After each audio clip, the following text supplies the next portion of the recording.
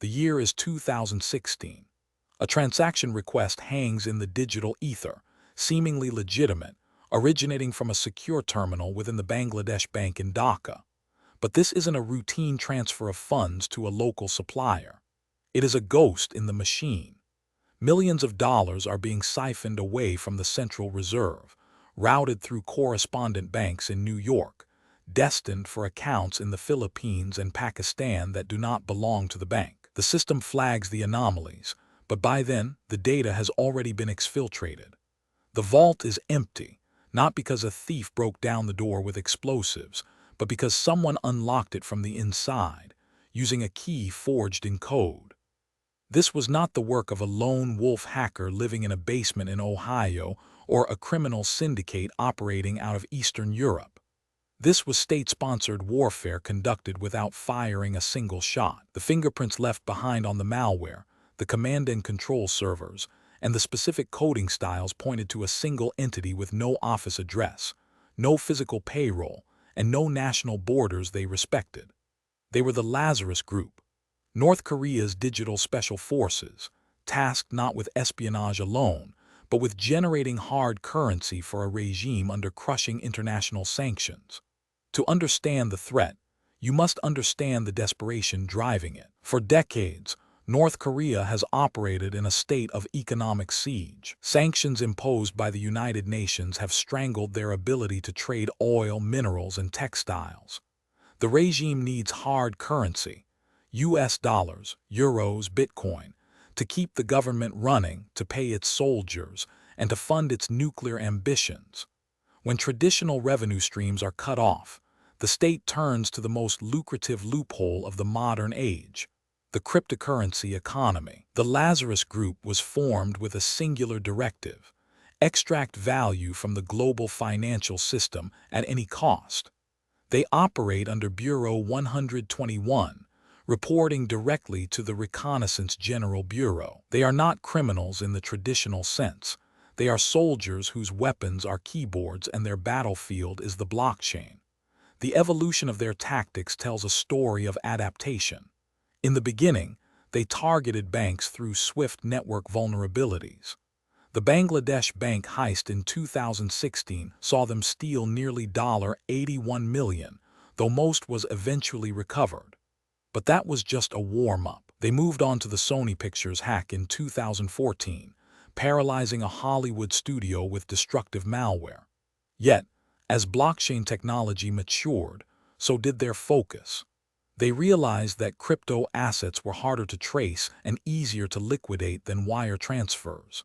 This shift marked the beginning of their billion-dollar era.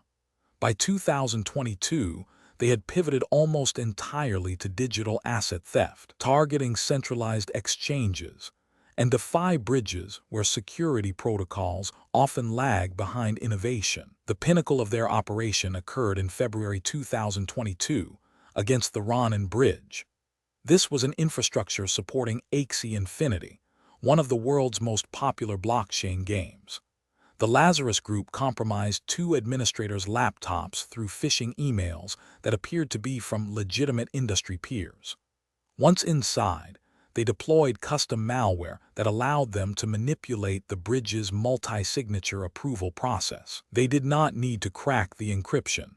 They simply asked the system to authorize a transfer, and because the key holders were compromised, the system complied. In one swift move, they siphoned $625 million worth of Ethereum and wrapped Bitcoin. The audacity of this theft was staggering. It wasn't just a hack. It was a heist that exposed the fragility of the entire DeFi ecosystem. The attackers didn't just take the money. They moved it through a complex web of intermediaries to wash the digital trail. They utilized decentralized mixers and cross-chain bridges to convert the stolen assets into other cryptocurrencies, effectively laundering billions in real time.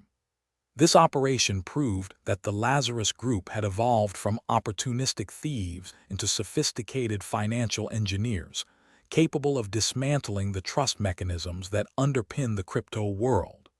To appreciate how they did this, we must look at the technical machinery behind the curtain. The group utilizes a suite of malware known as Hoplite and various variants of Cobalt Strike, customized to bypass antivirus software.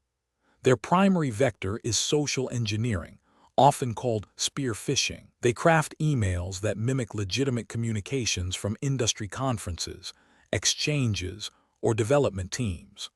Once an employee clicks a link, they are dropped into a sandboxed environment where the malware installs itself invisibly.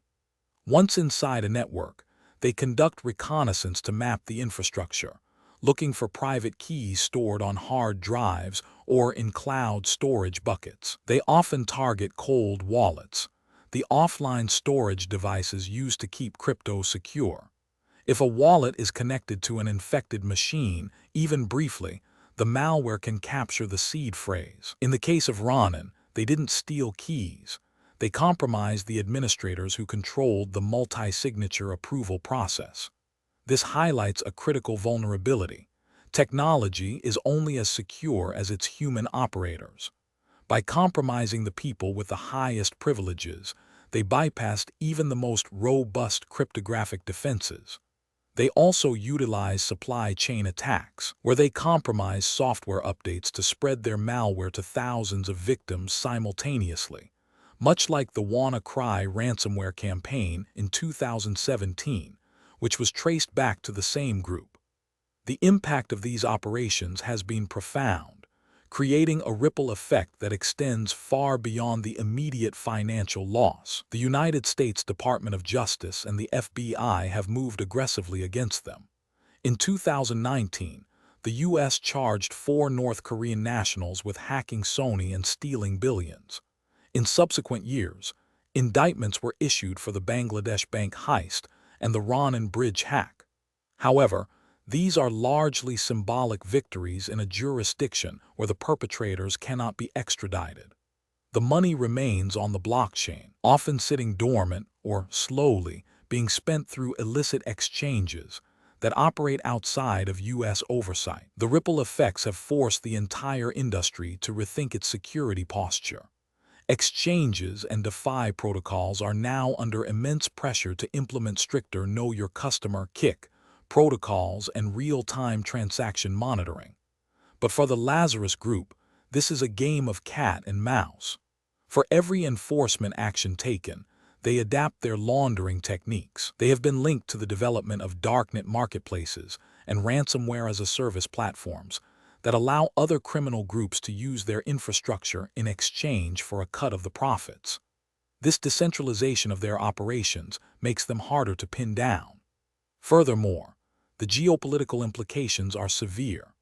The funds generated by these hacks fund the nuclear weapons program and the military apparatus that threatens regional stability in East Asia. Every dollar stolen from a crypto exchange is a dollar spent on missile technology. This blurs the line between cybercrime and national security threats. It forces governments to treat blockchain security as a matter of public safety, akin to protecting power grids or banking infrastructure. The anonymity that crypto enthusiasts champion has been weaponized by state actors who have no intention of adhering to the decentralized ethos they claim to support. The lessons learned from the Lazarus Group are stark and unforgiving. First, the myth of total anonymity in cryptocurrency is a dangerous illusion for criminals. While transactions are pseudonymous, they leave an immutable trail on the public ledger. Law enforcement agencies now possess sophisticated tools to trace these funds through mixers and bridges. Second, human error remains the weakest link in cybersecurity. No amount of encryption can protect a system if the user grants access to a compromised device. The Lazarus Group proves that social engineering is often more effective than brute force hacking. Finally, this situation underscores the necessity for regulatory frameworks that do not stifle innovation but ensure accountability. Exchanges must be treated as critical infrastructure, subject to rigorous auditing and security standards. We are witnessing a new era of warfare where the battlefield is digital and the currency is data. The Lazarus Group has shown that in this new world, theft is a viable state policy. As long as the sanctions remain, the incentive to hack will not diminish. They have billions at stake, and they are willing to wait for years to cash out if necessary. The question remains, how do we stop an army that has no physical presence?